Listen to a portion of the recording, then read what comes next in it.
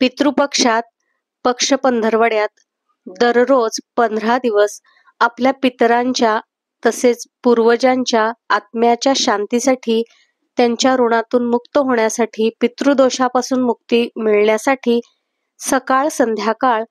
पितर तुष्टीकारक पितृस्तोत्र वाचावे.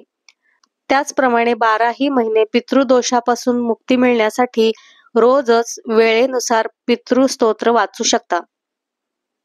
पितर तुष्टीकारक पितृस्तोत्र. अर्चितानाम मूर्तानाम पितॄणाम दीप्त तेजसाम नमस्यामि सदा तेषां ध्यानिनां दिव्य चक्षुषाम इंद्रादीनां न नेतारो दक्षमारीचयोस्तथा सप्तर्षीणां तथान्येषां तान् नमस्यामि कामदान्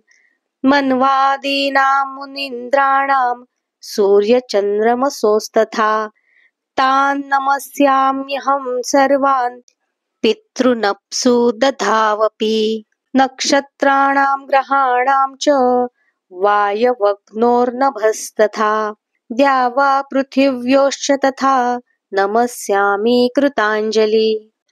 देवर्षीणां जनितृश्च सर्वलोकनमस्कृतान् अक्षयस्य सदा दातॄन् नमस्येऽहं कृताञ्जलि प्रजापते कश्यपाय सोमाय वरुणाय च योगेश्वरेभ्यश्च सदा नमस्यामि कृताञ्जलि नमो गणेभ्यः सप्तभ्यस्तथा लोकेषु सप्तसु स्वयंभुवे नमस्यामि ब्रह्मणे योगचक्षुषे सोमाधारान् पितृगणान् योगमूर्तिधरांस्तथा नमस्यामि तथा सोमं पितरं जगतामहम्